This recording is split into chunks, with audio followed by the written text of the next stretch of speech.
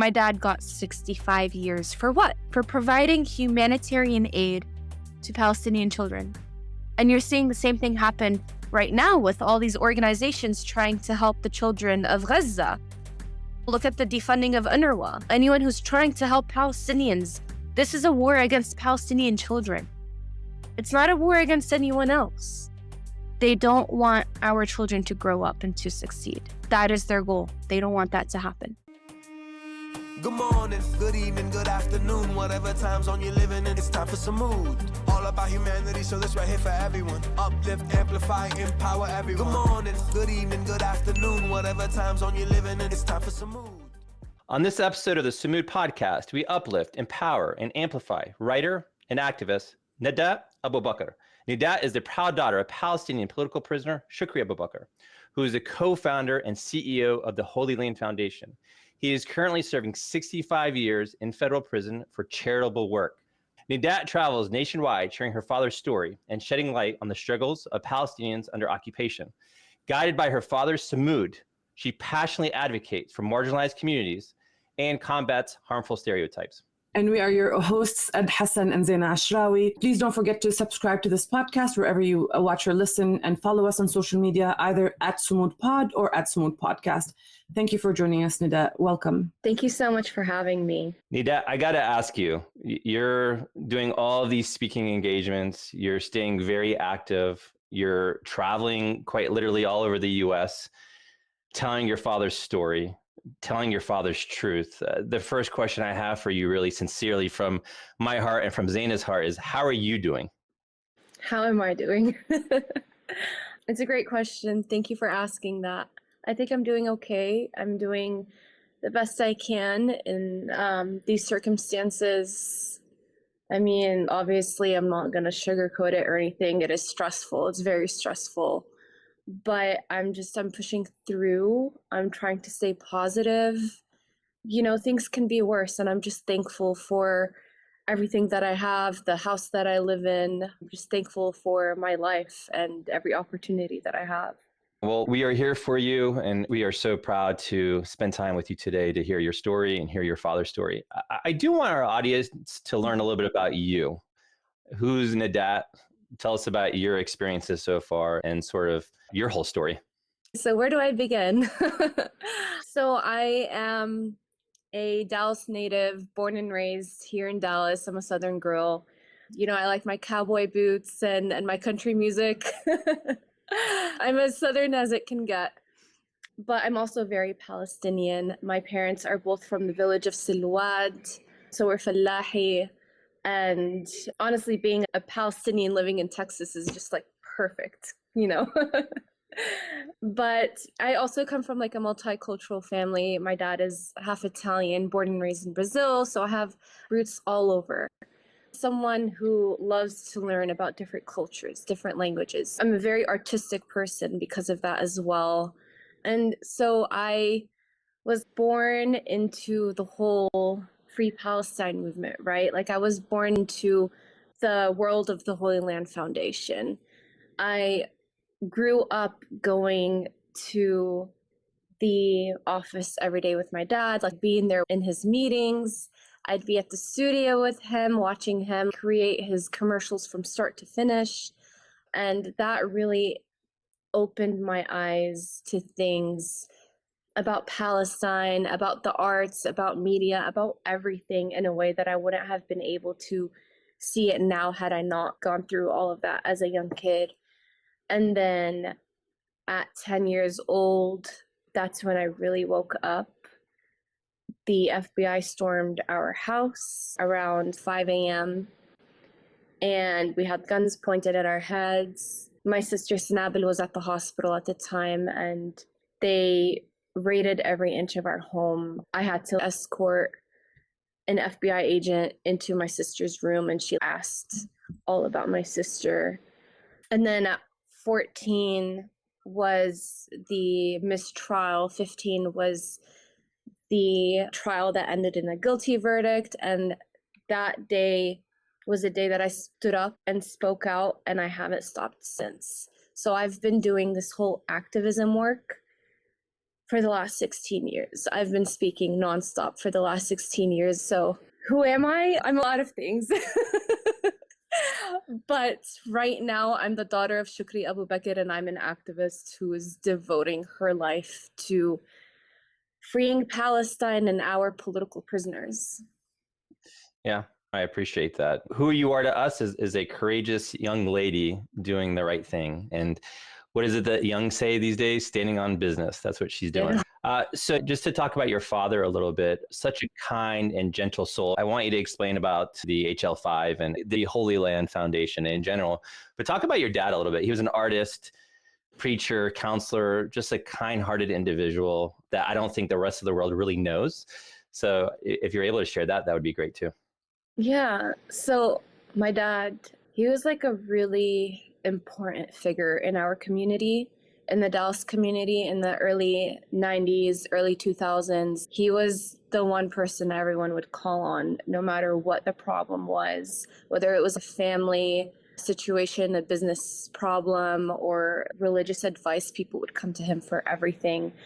And not only was he important in our community, in the Dallas community, but all over the US too. I mean, he was traveling every Friday to give the Friday khutbahs in different states. And he helped establish a lot of these Islamic schools. And the communities would not be where they're at today had it not been for my dad. But he was much more than that. He was an artist. He's a poet, an amazing poet. You can actually see some of his work on notes from shukri.wordpress.com. He was born in Brazil to an Italian Catholic mother, and then a Palestinian, very Palestinian Fallahi father. And he traveled all over the world with the mission to help children in need. He did not look at race, color, religious background. If there was a child in need, he was going to help them. But unfortunately, his crime was helping the children of Palestine. What a lot of people don't know is that the Holy Land Foundation was inspired by my sister Sanabin, who was born in 1987 in Indiana with chronic illnesses. She had cystic fibrosis and thalassemia. So he was inspired by her. He was in the hospital room thinking to himself, my daughter's getting the best health care that anyone can get right now. And it was around the time of the Intifada back then, and he's watching the news. He's like, what makes my daughter any different than the children in Palestine right now? Like, honestly, she was born in America by luck, right? But by blood, by everything else, she's just like them. So he wanted to give those kids a chance at life the same way my sister had a chance at life. And that's how the Holy Land Foundation started. And that just tells you what kind of man my dad is. He had the nickname Father of the Orphans. He was able to get sponsors for thousands of orphans, not just in Palestine, but in Bosnia, everywhere. Can you walk us through the experience and the aftermath of that raid and what you can remember and your experience there? Yeah. So I remember I was in bed. I heard a bunch of random sounds outside.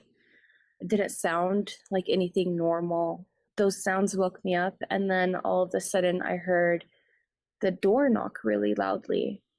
And my bedroom is right next to my parents' bedroom. I was about to open the front door and my dad was like, don't open it.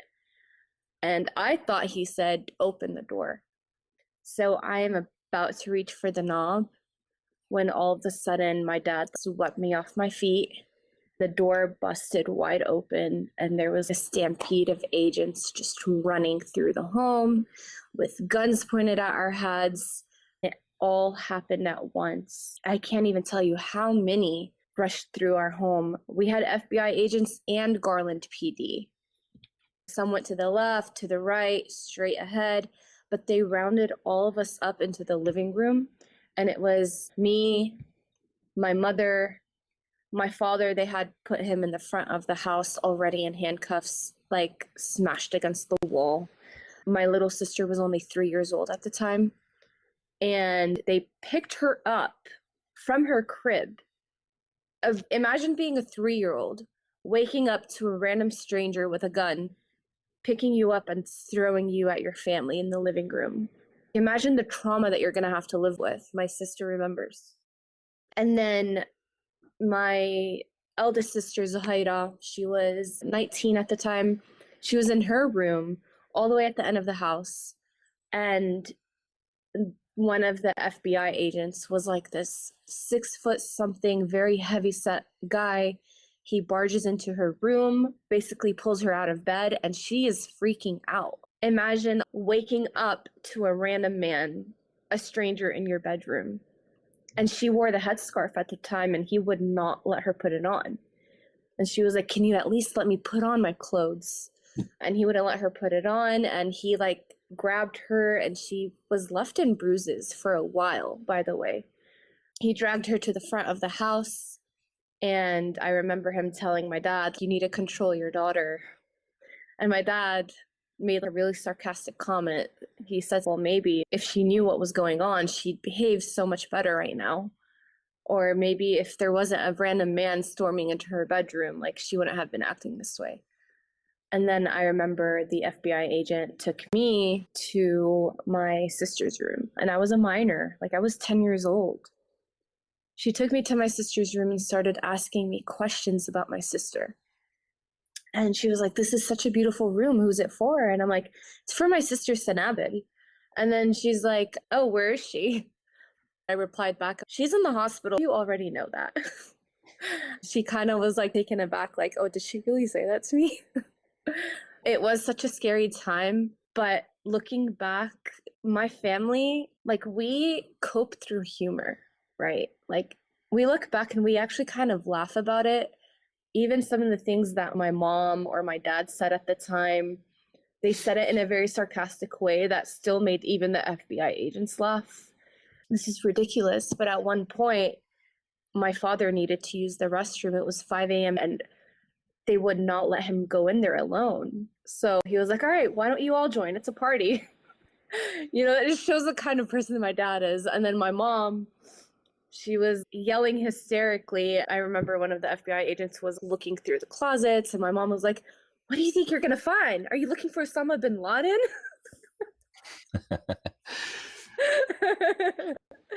So, like, looking back, we laugh about this right now. But the only way we're able to push through is by laughing about this stuff. It's crazy. This is something the normal American kid should not be experiencing, but we experienced it. And it was one of the scariest things in the world. It was something that we see on TV, on Al Jazeera. It's something that you hear about that happens in Palestine on a daily basis, but it happened to us. And this is what I mean, like when I go do my speaking engagements, I tell them like, yeah, we're in the US, but that doesn't make us safe from the occupation. The occupation is going to follow us everywhere we go, even as Palestinians living outside of Palestine. So they took my dad. I remember my sister and I were looking outside of the window, and the FBI agent did not want us to be watching him being put into the cop car. My uncle had to break the news to my sister. She was in the hospital. She was scheduled for surgery. And my dad was actually back in town to be there for her surgery. At the time, he was out of work. He had to go back and forth between the Emirat and here. He was giving business courses in the Emirat at the time, finding any way to support his family. And he had came back to be there for the surgery, and they took him away.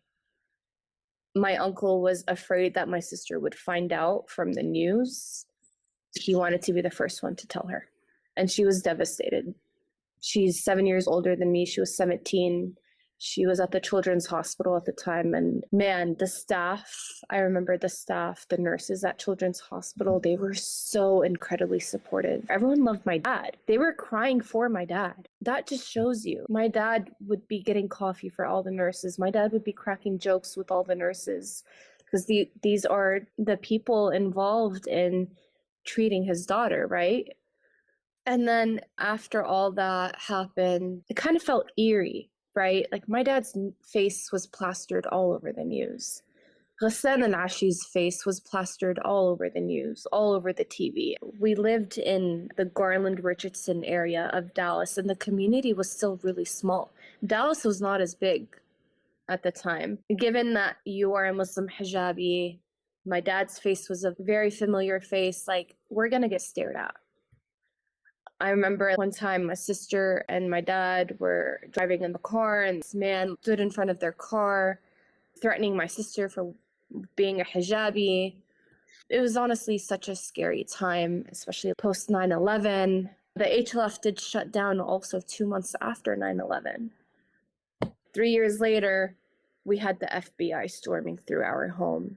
And then a few years after that was the mistrial, and then the trial that ended in the guilty verdict. So it was just ongoing for us. Even through all of that, my father never allowed us to feel scared. He always told us to hold our head up high, knowing what kind of environment we were in. Like, I was never forced to wear the hijab. I chose to wear the hijab at the age of 15. My parents were very supportive of whatever we want to do, just knowing what we've been through, right? Even after that, we had an FBI vehicle posted up at the end of our street, but my dad would always joke about them. He would say things like, oh, our life's too interesting. They just want to know everything about it. He always found a way for us to be able to live through all of it. Our phone lines were bugged, and he would always start the phone call with saying something to the FBI agent, like saying something funny. So I do think that's where a lot of my family's resilience comes from, and like coping mechanisms. It comes a lot from the way our dad raised us and the positive mindset that he has. We've been through a lot, but thanks to who my parents are, we're just taking it in the best way that we can, you know? So being in school at that age, you're in Texas, you're Palestinian, you're Muslim. Those are already very difficult characteristics that you have to navigate in Texas, right? Mm-hmm. And then this happens. What was your experience in school? Were you getting the awkward looks? Were you mistreated? Did teachers say anything to you? So when 9/11 happened, I was in public school. I remember I was pulled out of class. I was put into an Islamic school, and 2 months later, the HLF shut down. Everyone at my public school knew my dad. Like, my dad was always coming in and checking on me. He would always come in and have lunch with me. The teachers loved my dad. But I do remember getting a little bullied on and picked on after everything happened. I remember one time I had a whole fight with a white kid arguing with me about Silwad, about Palestine. I was like 7 years old. The teacher yelled at me to drop it. I still remember till this day, she was yelling at me. She tells me, just drop it. No one cares right now. I really don't have any other memories. That was the most vivid memory I have of my public school experience after 9/11, after the shutdown of the HLF. But that also didn't stop my dad from visiting me at school all the time. Like, he made sure he would come in weekly. But after that, I was put into an Islamic school. My dad volunteered with the school a lot, and it was so much better. I was so thankful. I am so thankful for going to an Islamic school almost my whole life, because everyone knew me, everyone knew my dad, everyone knows what I was going through. So I had a really great support system. So just a quick question, just so I can make sure I understand. So when he was arrested, was he released later before trial, or was he held the entire time? In 2004, he was taken for 10 days, and we had absolutely no idea about like where he was or what was happening. Okay. Yeah. First of all, this is unbelievable. I'm so sorry you all had to go through this. You eloquently stated that this is essentially, the occupation extends to the US and it extends all over the world. More apparent now than it's ever been. It's so public that they do this in the United States, the suppression and repression. And particularly now we know about your family story and your dad's story. I think it's really profound for people hearing this and watching this to know that Palestinians are subjected to the occupation, like you were saying, not just in Palestine. The way you were describing the way they entered your house, the way they handcuffed him, the way they treated your family is very much reminiscent and the way the Israeli army does Palestinians back home.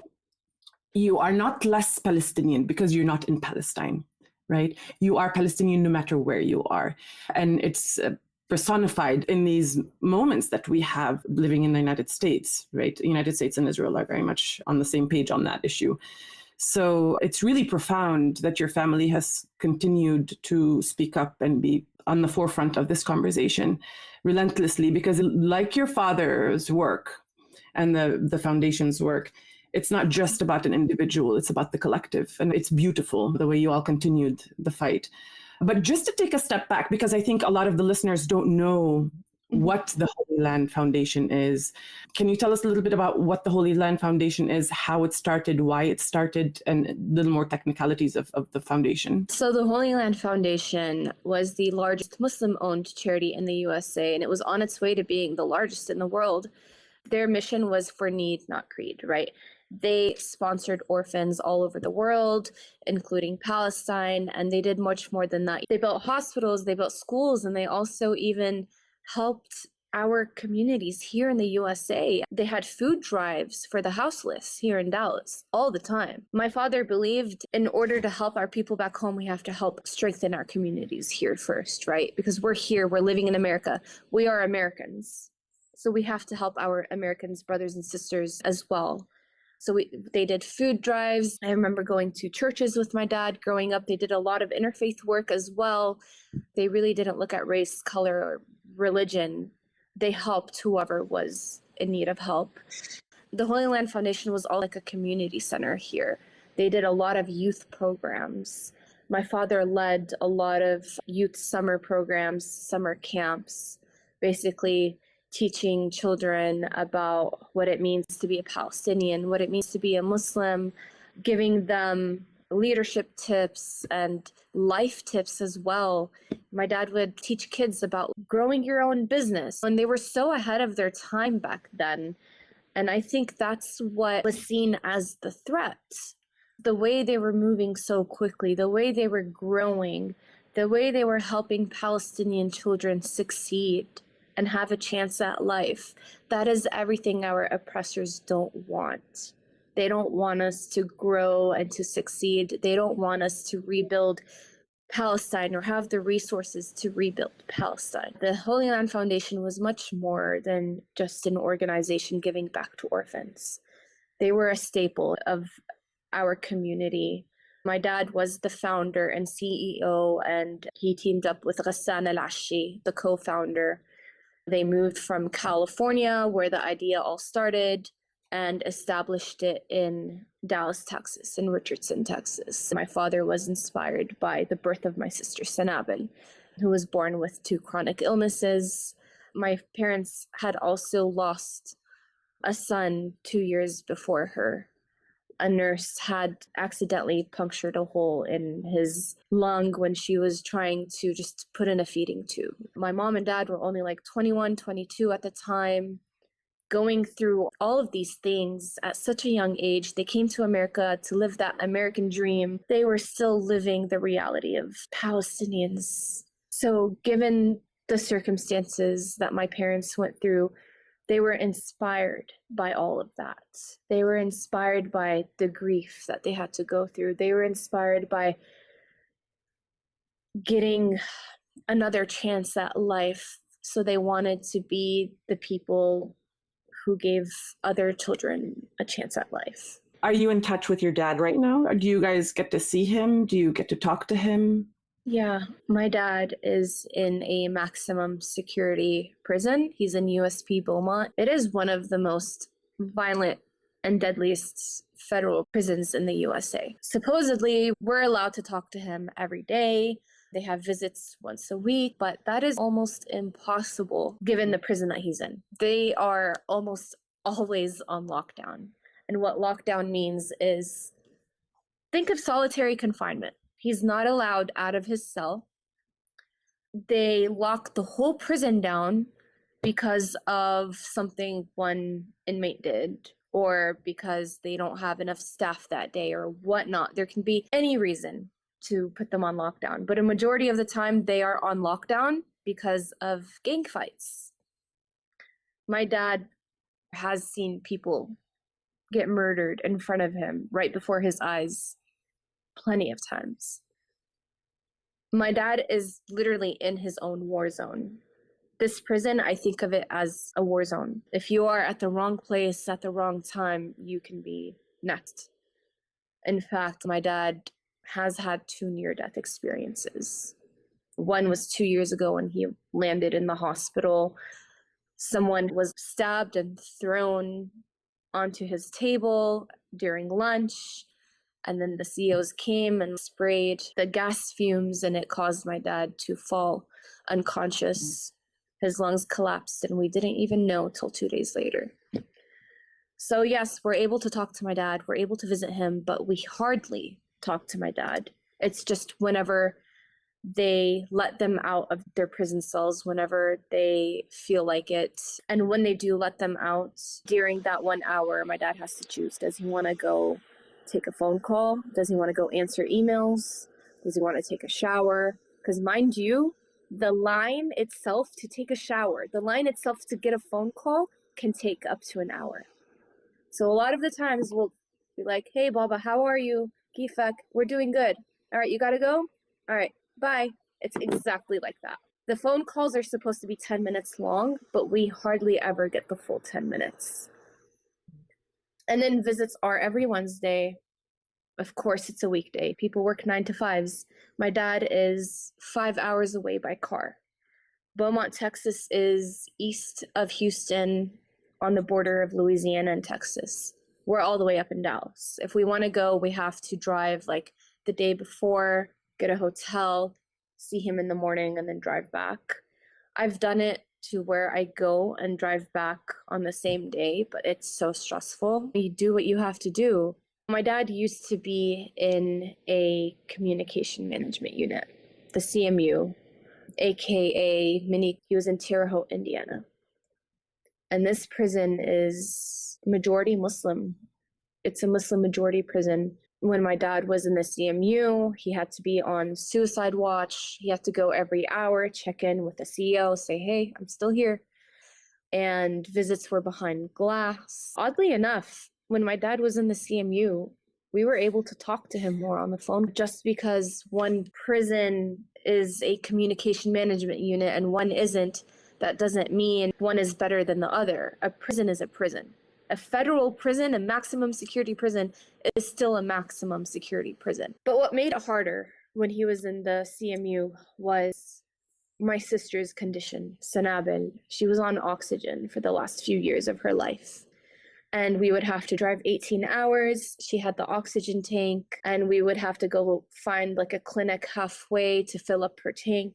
She'd have to get a tank delivered to the hotel as well. And quite a few times we would drive those 18 hours and they tell us, oh, sorry, no visits today. It's a behind glass visit. The visit has to be recorded through the phone. So you're behind this plexiglass, and my dad has to be talking to us through the phone because it's a recorded line that goes to DC. We don't have that now.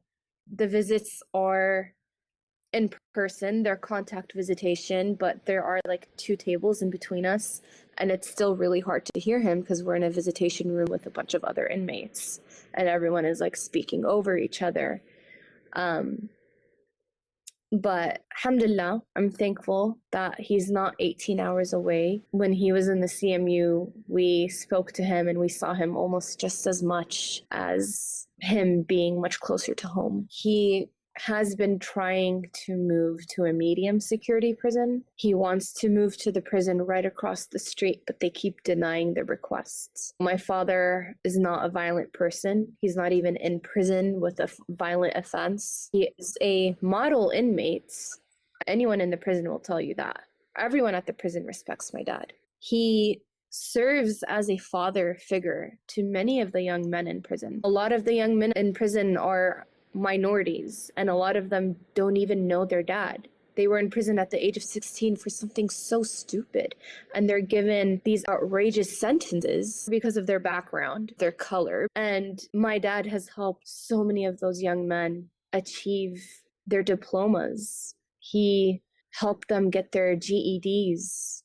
He helped them get jobs within the prison. It's funny, we say my dad was the father of the orphans outside of prison, but in jail, now he has a whole other purpose. He's like a father to all these inmates, and he's helped so many people go on the right path. To me, that is the definition of Sumud, that no matter where you go, no matter where you're placed, no matter, your heart shines and your purpose is always there. And it's very clear from what you're saying about your dad. It makes me so angry for multiple reasons other than the human aspect of it. The prison industrial complex is such a problem in the United States in and of itself. But then when we see the targeting, particularly of Muslims and Palestinians after 9/11, it becomes so clear that there is a criminalization of a whole population purely based on who we are. And we clearly saw that with the Patriot Act. We saw that with all kinds of government policies and labels, etc. For those who don't know and are listening and don't know the story, might think, oh, well, he's in prison because he did something wrong, right? What were the charges? And how did the trial go, the multiple trials? Because I think it's crucial here to point out that somebody that is subjected, first of all, nobody should be subjected to that, but somebody who is subjected to that kind of cruelty in prison or to prison, period, people assume that they've done something, right? Can you please tell us a little bit more about the trial and the convictions and the evidence? So I'll give you the long story short. We have a great 2-part documentary on YouTube called the Al Jazeera Holy Land Foundation documentary, part 1 and part 2. It's very crucial to watch both parts. So the first trial was in 2007 and it ended in a mistrial, meaning there was no hard evidence at all. There was no evidence. And it was so ridiculous to where one of the prosecutors left the team and said, this is a waste of time and money. For the second trial, they brought in an anonymous witness, which is something so unconstitutional. And for all we know, he could have been an actor hired by the prosecutors to say what they wanted him to say, right? And even the translations of the phone calls, they translated it so literal. We all know that one Arabic word can have like 6 different meanings, but they would translate it in a way to seem like my father was like backtracking what he said to make sure he doesn't say the wrong thing. It was so ridiculous that like my friends and I would be sitting down laughing at the translations, laughing at the phone calls, because a lot of the times we heard our younger selves laughing in the phone calls, like in the background of our father speaking to each other. They charged them with providing material support to the H group. There was no evidence of that. The Holy Land Foundation gave money to the same zakat committees that our U.S. government sent money to. They sponsored orphans. They bought them backpacks. They put them through school, and they built hospitals. That is the physical evidence of everything that they did, right? But I remember the prosecutor saying something like, they could have still done all that great work. They could have still sponsored all those orphans, but they use it as a cover-up to do things behind the scenes. Okay, where's that evidence? Where is it? There was no hard evidence.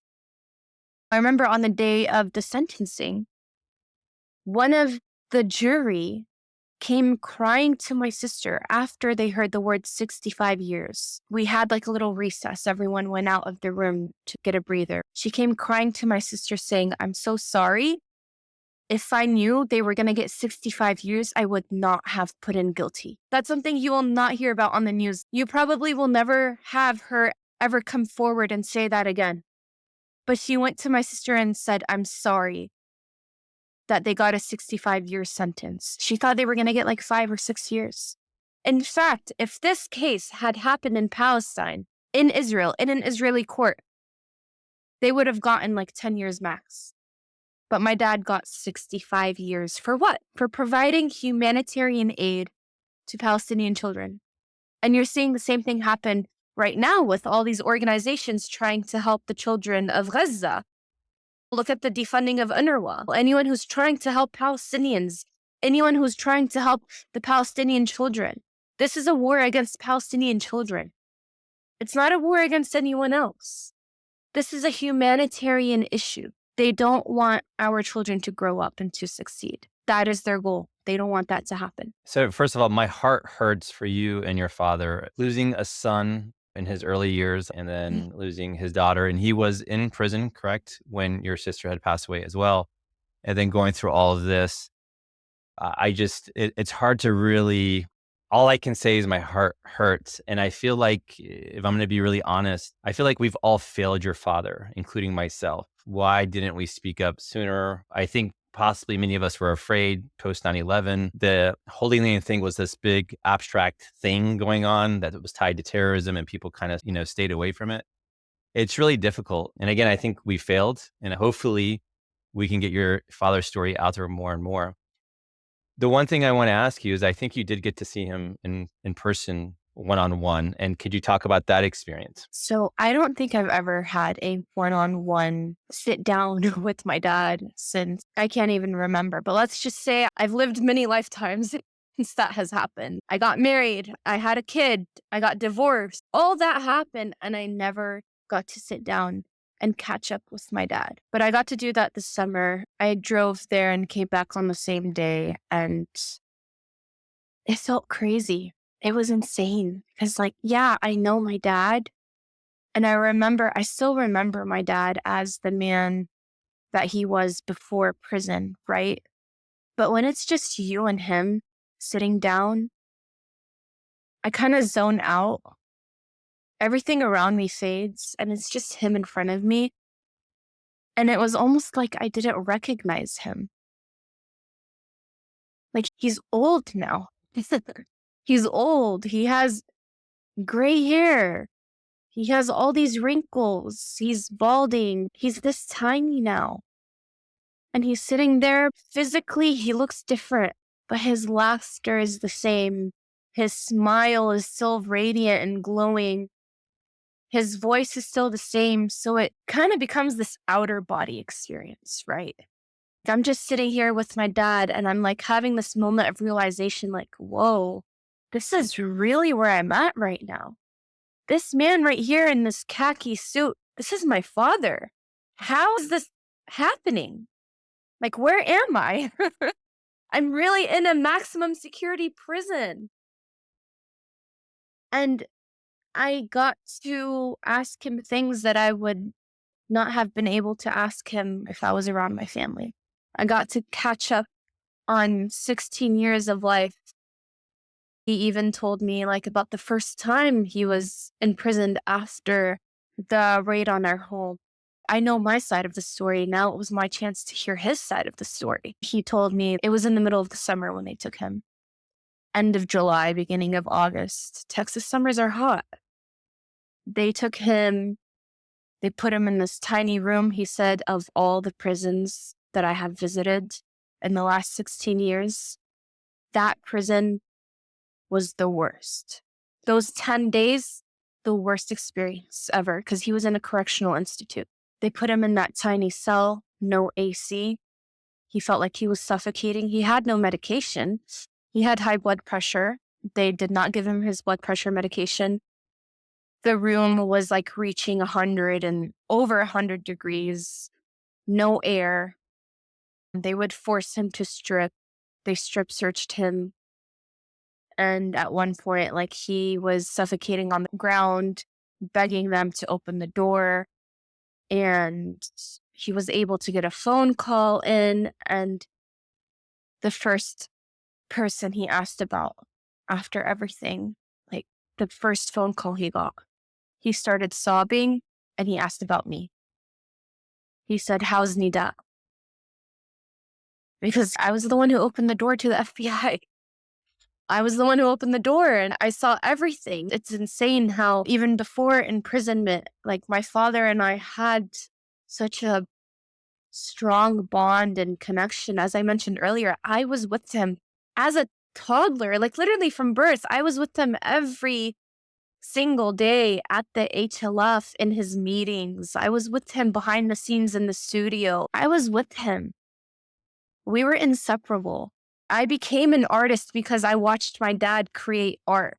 So to know that I was the first person he asked about. It made me reevaluate everything.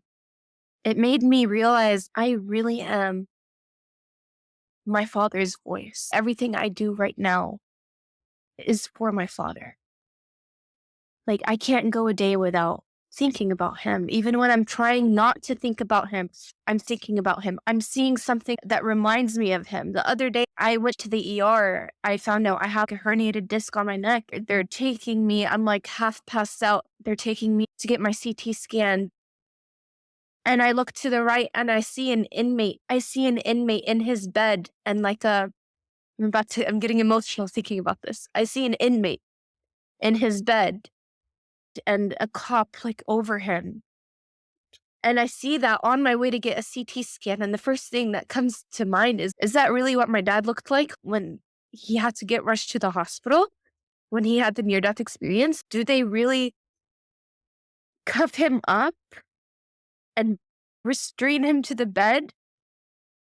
And I'm thinking about him when I'm going through the most severe pain of my life. It was like almost as bad as childbirth. It was horrible. And I can't help but think about my dad because I see an inmate and I see just how horrible he's being treated. I don't care what that guy did, but they're restraining him on a bed while he's trying to get medical attention. So no matter what I'm doing in my life, I'm reminded of how horrible our justice system is. I'm reminded of how horrible the prison system is. It's modern day slavery. My dad right now is getting paid cents an hour. Cents an hour. And we complain about getting paid $15 an hour, getting paid $20 an hour, $25 an hour. That doesn't even matter. These men are in prison, serving life for a crime they did not commit, serving life for dedicating their life to help needy children, and they're getting paid cents an hour? These men are getting restrained to their own beds when they try to get medical attention. And they shouldn't even be in that situation in the first place. My dad does not belong in prison. And to imagine him being in that same setting that inmate was, like, you know what I mean? I don't know. I'm just always reminded of why I'm doing what I do. I can't live a normal life, no matter how hard I try. Alhamdulillah, like I will say, I'm positive. I'm a very happy person. I'm a very funny, outgoing person, but that's because this is the way I cope. This is who they made me to be. They tried to break our spirits, but it made our spirits even brighter. And my father is the perfect example of that. No matter how much they try to break him, he will keep getting stronger spiritually, mentally. I can't say physically because he is getting older. He's getting more tired. They're treating him like crap in the prison. They took away his contacts from his visitations. They took away his email contacts. They took away directors, writers, people who are helping him amplify his voice. They took away the same people from his email list, from his visitation list as well. Does that not tell you something? What does that tell you? They don't want his voice to be amplified. They don't want the truth to come out. They even threatened him to tell me to basically stop what I'm doing after October 7th happened. October 7th was a whole other... We thought the post 9/11 hysteria was bad and it never stopped for us. It became 10 times worse after October 7th. It was like the same thing, right? But for us, it never stopped for us. It just like maximized after October 7th. Did they raid his prison after October 7th? They did. They did. I don't know when exactly they did that, but they did do that. They raided his cell a couple months ago. They took away his mattress. He has a medical mattress because he has arthritis and he's old. They took that mattress away and he was sleeping on a hard surface or a thin sponge. Think of a 65-year-old man sleeping on a hard surface. After October 7th, it was the first visit. It was the second time he gets to see my son. He saw my son one time before while I was married and he was still an infant. He had hardly started walking. And it was during COVID. There was like a plastic screen, right? So he couldn't even hug my son. After October 7th, a week later, we had this visit already scheduled. So it just happened to be after that, right? It was the second time that he ever got to see my son. It was the first visit I got to see him after my divorce. So after we left, the next day he had a visit with the higher ups, you know, and they go to him and they tell him, "Hey, Baker, your grandson's really cute." He is. My son is a ginger. It came out of nowhere. He's hilarious. But anyway, so they went to him. They're like, "Baker, your grandson's really cute." And he's like, "Huh?" Because these guys, they were not in the visitation room. He's like, "Huh?" And they're like, "Yeah, he's really cute. And your daughter seems like she's going through a lot." And my dad's like, "What are y'all talking about?" And they're like, "Yeah, she's going through a lot, but tell her everything is going to be okay. But tell her, maybe, just maybe, if she tones it down a little, we'll move you to a medium security prison." Now, mind you, the last couple of years we've been fighting for my dad to get moved to a medium security prison, but they keep denying it, saying, "We can't move you because of who you are and what your case is." Even though he's the model inmate, the model citizen, whatever, he has perfect behavior or whatever you call it, they will not move him because of his case. Anyway, so they basically tried to intimidate him to get me to stop advocating. Because during the time I was online nonstop, posting about Palestine, posting about Gaza, and they did that to tell me to stop. But what does that tell you? That means I'm doing something right. If they're threatened by, at the time I had what, like 5,000 followers? Like they were threatened by my 5,000 followers, but they just don't want the truth to be spoken. They don't want the truth to be coming out. So it did scare my dad a little. I'm not going to lie. It did scare my dad because like now they know everything about my life. They know what I'm posting. They know what I'm doing. So he told me, "Let's just pause right now and see where life takes us." But 2 weeks later, my dad was like, "You know what, Nida? If you don't do it, who will? Keep going." He's like, "Don't let this scare you." And I was back out. Ever since then, like I haven't stopped.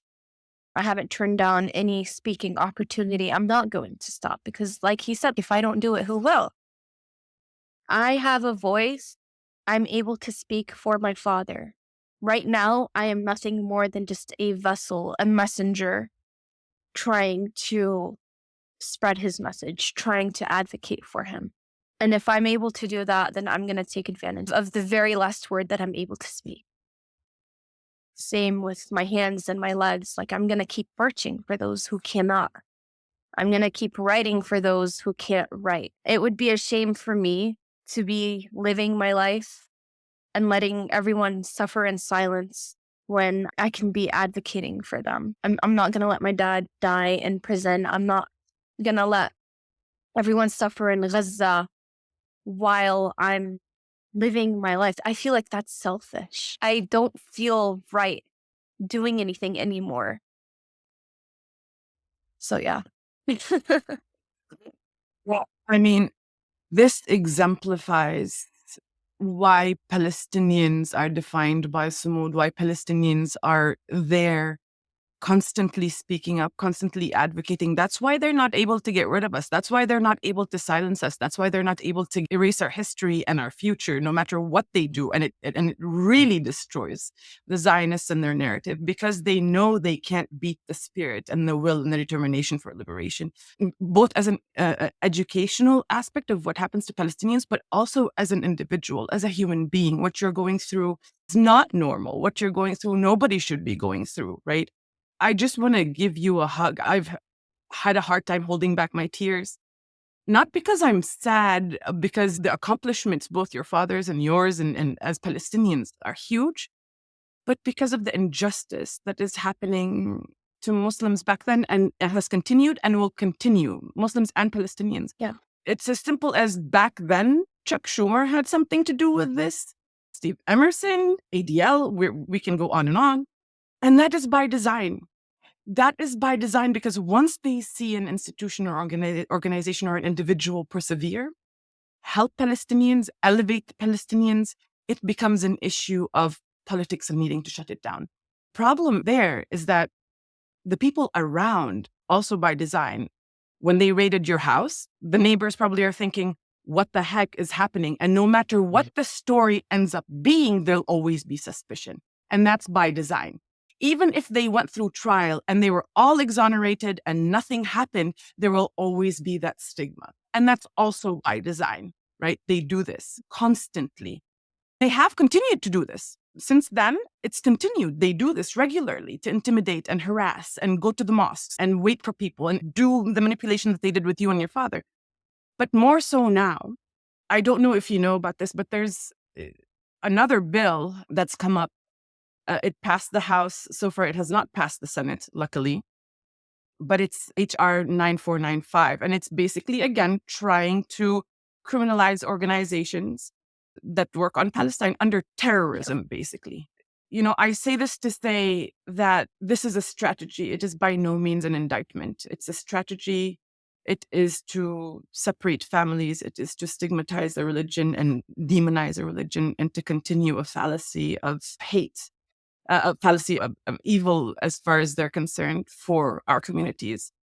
But know that so many people stand beside you, behind you, and holding you in every way possible, and we will continue. But the system in and of itself needs some serious reform. You're absolutely right. They do all of this to show other people, like, look what we did to these men. They're using it as an example. If you help Palestinians, if you do anything, you can end up just like them too. They used it as an example. And I think that's why a lot of people were scared after everything happened. A lot of people did go MIA on us. And then we come to find out years later, they were also threatened by the FBI too. So it's still happening. My father, his story is not anything unique, right? The only difference is that he was actually sentenced to life for helping other people get a chance at life. And it happened in a U.S. court, in a U.S. prison. There are so many other Muslim political prisoners right now that we don't even know about. And they're going to continue to try to criminalize us for our beliefs, criminalize us for simply being Palestinians. And it's up to us to speak up. Because if we don't, if we stay silent, it's going to keep repeating. History is going to keep repeating itself. The cycle is going to keep going. It's up to us. It's up to our generation to break that cycle. We are the generation that our parents have been dreaming about. We are the generation that our grandparents were dreaming about when they got expelled during the Nakba. Did they think that we'd all end up here right now on a podcast? No, they never even knew a podcast would exist. But this right here is our form of resistance right now. This right here is our form of Sumud. We are doing everything that we can, everything in our power. We're using every resource that we can to help educate people. And this right here, like you might even not think of it as something big, but it is something great. We're educating people right now. I'm telling my story through your platform. And I'm always so grateful for opportunities like this because we have to use every chance and every opportunity to continue to educate people. It would be a shame to not use our voice, right? As I mentioned, like I've been doing this for 16 years. The moment they found my dad guilty, the courtroom was filled and I was this little girl. I heard the word guilty, guilty, guilty, and I stood up. I didn't let my size define who I am. I stood up and I started yelling at the judge. I used my voice. I yelled at the judge and I told him no. I told him, you cannot put my father in prison. All he did was help kids all over the world, even here in the US, and this is how you repay him.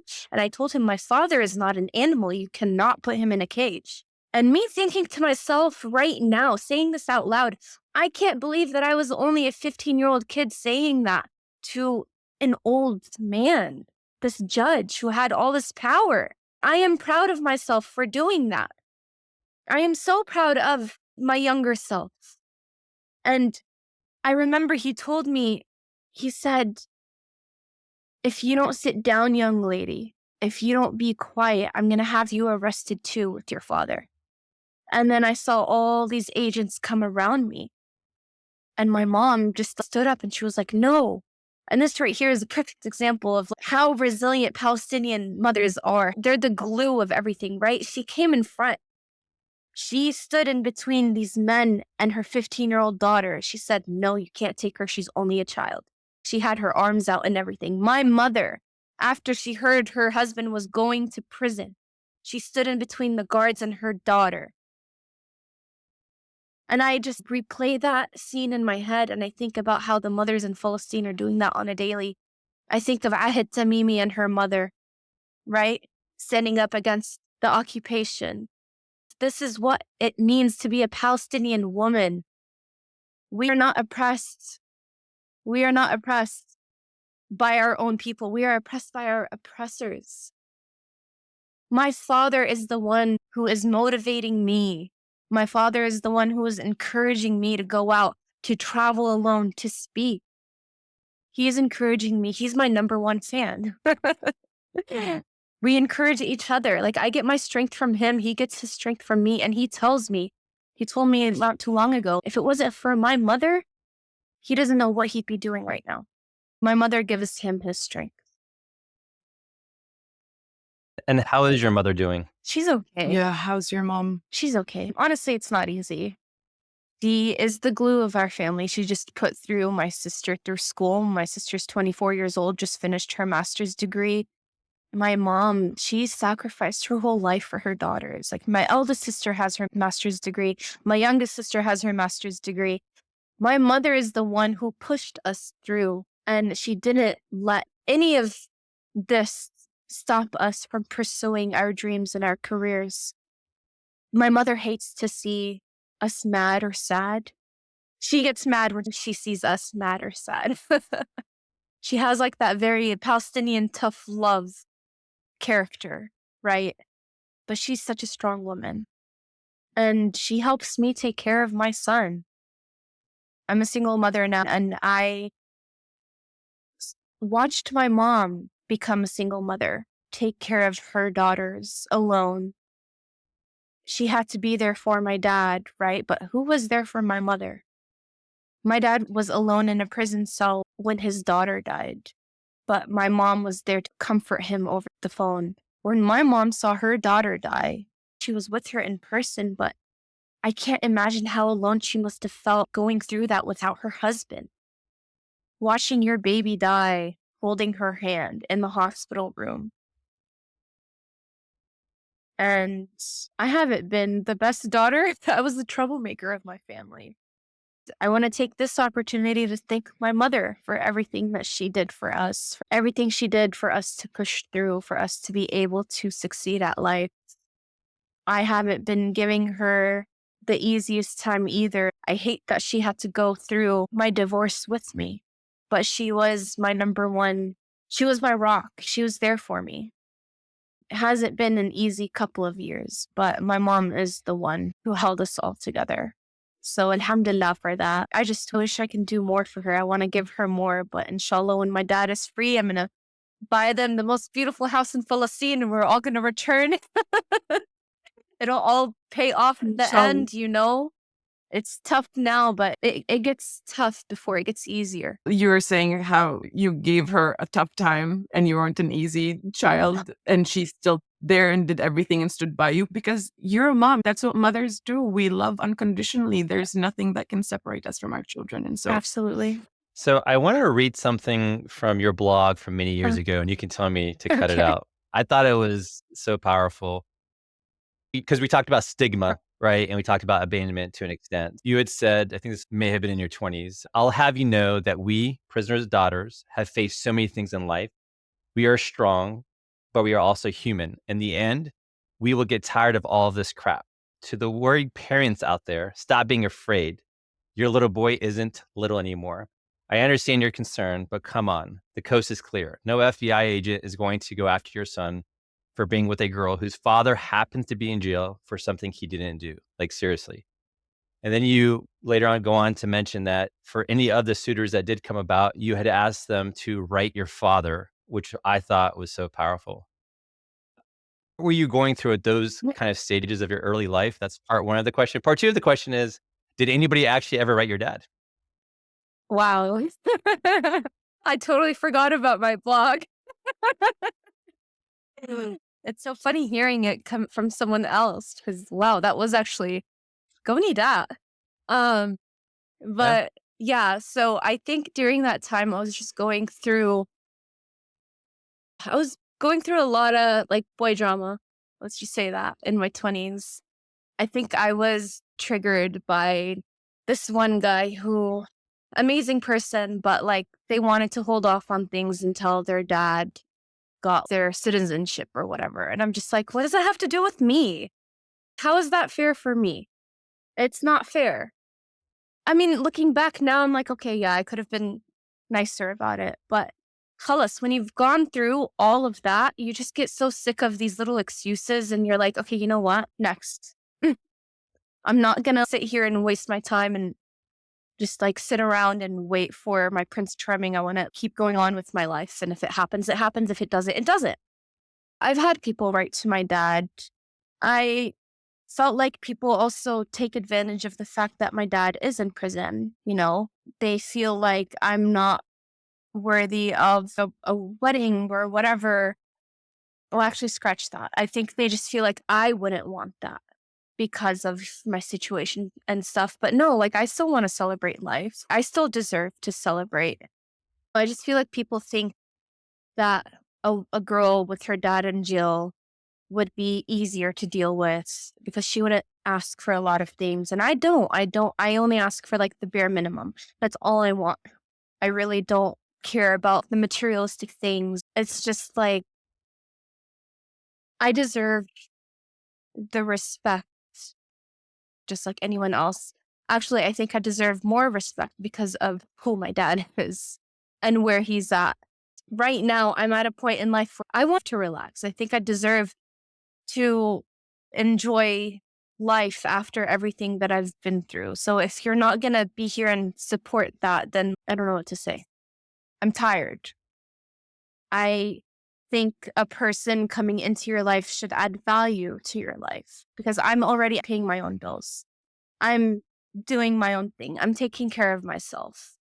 Are you going to come into my life and help me relax, right? Like, are you going to add value to my life? And back then, I think I was just so focused on just wanting to be with someone to find comfort, right? Because I felt alone at that time. But now I'm in my 30s and I'm like, I can provide happiness to my own self. I can provide comfort to my own self. And in order for me to be happy with someone, I have to be happy with myself. And that's what I've been doing the last few years. I've been finding happiness within myself. And alhamdulillah, I am happier than ever. And I'm content with my life, right? Like I'm okay with everything that happened. Otherwise, I wouldn't be out here on these streets fighting and marching. But I am content. I am okay with what God has written for me. But I can't just sit back and let everything play out on its own. I still have to do my part. And that's the same in a relationship. You have to do your part as well. Like you can't expect your partner to be the one who gives you happiness. You have to be happy within yourself first too. And I think in my 20s, I didn't really look at it that way. I think everyone in their 20s, when they're finding love, they think that the other person is going to just be the provider of love. It's not like that. Having my dad in prison, trying to navigate my love life, I don't think it really, I don't know how to put this in words. Let's just say like my dad, he feels guilty for everything that I've gone through, love related, relationship wise. Like he told me after my divorce, crying, he told me, I'm sorry. I feel like it's my fault. I feel like I haven't been the best father and I let this happen to you. And I'm just like, Baba, no, don't say that. If anything, you've been here more for me than a lot of other dads for their kids who live with them. You've been an amazing father, and I think I was saved from this relationship because of you. And he felt bad. And that shows you the kind of person he is. Still feeling sympathy for his daughter, still trying to think about what they're going through on a daily basis. I can't even imagine what he's going through and how helpless he feels. Imagine knowing that your kids are going through all of these personal things and you can't do anything about it. So I want to make an offer out here. If you choose to get remarried, have that individual fly out to DC to meet me and Zaina, and we will interrogate the hell out of him. Love it. Maybe we'll scare him a little bit. Let's do that. Is that a deal? All right. And speaking of your son, that has to be another conversation, right? How do you explain what's happening to his grandfather and those feelings around it? Yeah. So my son, he catches on things. He's very observant. He thinks my dad is there because of work, but he also knows that bad guys put people in prison because some people are doing good things. He even knows about why we're boycotting McDonald's. He tells me because they're giving money to Netanyahu. And I didn't even teach him that. He's just learning as he's listening. But it is sometimes gut-wrenching when my dad's on the phone and my son tells him things like, when you come out, we're going to go play together. Or he says things like, when are you going to come play with me? Or he'll try to FaceTime him when he's on the phone, but prisons don't have FaceTime.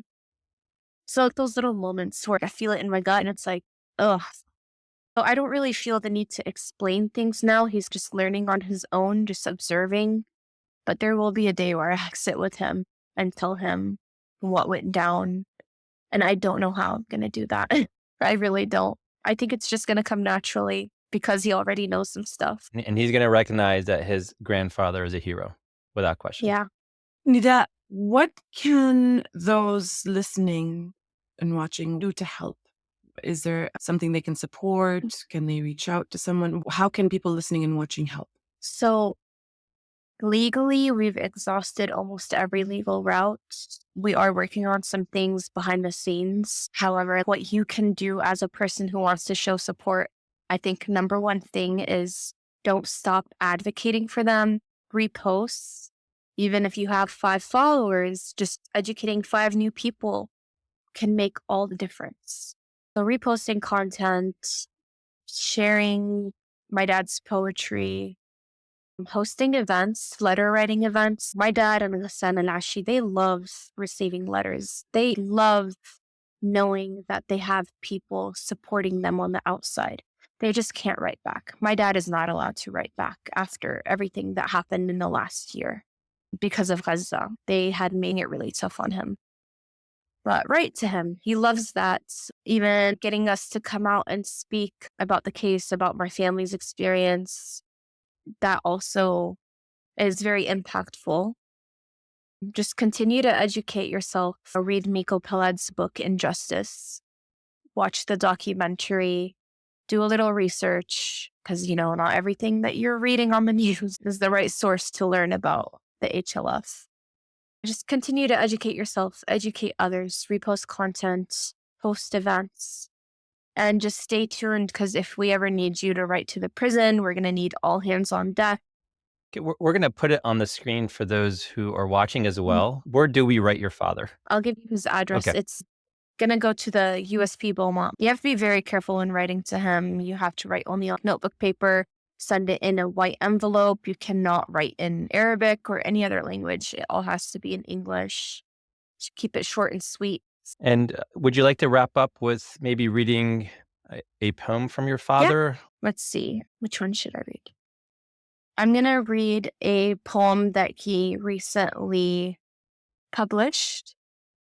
And by the way, he is working on a poetry book, which I'm so excited about. It'll get published within probably mid-2025, so stay on the lookout. This is one of the poems. It's called Asking for Forgiveness, and he dedicated it to my sister Shuruk and I. It goes like this. Forgive me, my child. You've bloomed far and fast, further than I could touch, faster than I can run. And I ran 5,840 days around the sun, but not one past the gate that kept you out and kept me in. Forgive me for every time your arms branched into the air, anxious, delicate, and my big hug never perched. For every time you looked out the window, your chin small on the couch ridge, and I didn't wave, my smile glowing in your hazel eyes. For every time you reminisced how we played hide and seek, the fun, and you wished my takers had played it fair. God, how sad. Forgive me, Habibi. It's been a drag. And rust on razor wire has stories to tell and wrinkles in my hand at your bridge to womanhood. Suffering is not defeat, my child. We won. God is great. You're strong. I'm strong. You let life spin and bloom, far and fast. No regrets. Tishusho and Niddo. Suffering is not defeat. Thank you so much for spending time with us today. We really appreciate it. Of course, thank you for having. Thank you so much, Nida. Absolutely. Thank you. Listen, stay tuned, cause it's time for Sumud.